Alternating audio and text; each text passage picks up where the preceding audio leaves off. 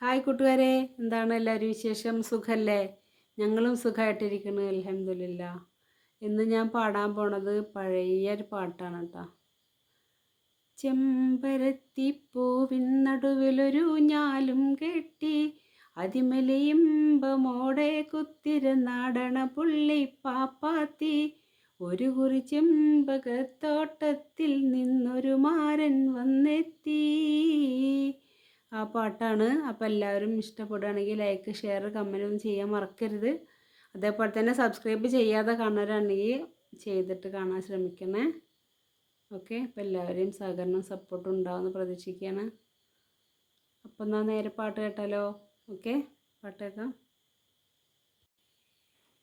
ചെമ്പരത്തിപ്പൂവിൻ നടുവിലൊരു ഞാലും കെട്ടി അതിമലയിമ്പമോടെ കുത്തിരുന്നാടണ പുള്ളി പാപ്പാത്തി. ഒരു കുറി ചെമ്പകത്തോട്ടത്തിൽ നിന്നൊരു മാരൻ വന്നെത്തി.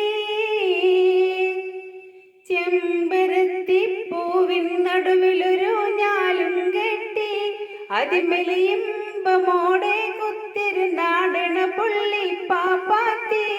ഒരു കുറി ചെമ്പകത്തോട്ടത്തിൽ നിന്നൊരു മാരൻ വന്നെത്തി.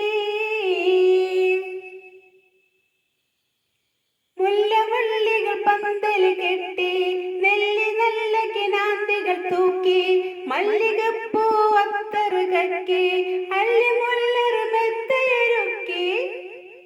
മുല്ലവള്ളികൾ പന്തൽ കെട്ടി നെല്ലി നല്ല കിനാന്തികൾ തൂക്കി മല്ലികപ്പൂ അത്തറ് കക്കി മല്ലിമുല്ലറ് മെത്തയൊരുക്കി. തിന്തിമിത്തോം ചന്തമണിച്ചൊരു പൂവാലൻ പക്ഷി മാരന തന്തിനാതിന താനിന പാടി പന്തലിലെത്തിച്ചേ. ചെമ്പരത്തിപ്പൂവിൻ നടുവിലൊരു ഞാലും കെട്ടി അതിമലയിമ്പമോടെ കുത്തിരുന്നാടണ പുള്ളി പാപ്പാത്തി. ഒരു കുറി ചെമ്പകത്തോട്ടത്തിൽ നിന്നൊരു മാരൻ വന്നെത്തി.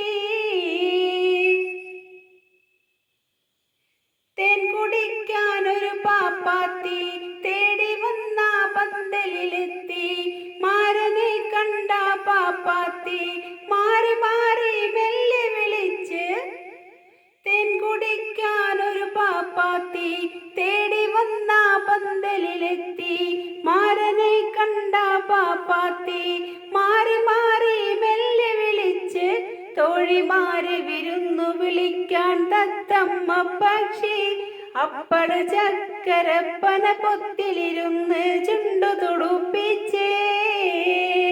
ചെമ്പരത്തിപ്പൂവിൻ നടുവിലൊരു ഞാലും കെട്ടി അതിമലയിമ്പമോടെ കുത്തിരുന്നാടണ പുള്ളി പാപ്പാത്തി.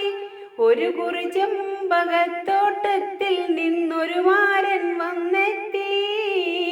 ചെമ്പരത്തിപ്പൂവിൻ നടുവിലൊരു ഞാലും കെട്ടി അതിമലയിമ്പമോടെ കുത്തിരുന്നാടണ പുള്ളി പാപ്പാത്തി. ഒരു കുറി ചെമ്പകത്തോട്ടത്തിൽ നിന്നൊരു മാരൻ വന്നെത്തി.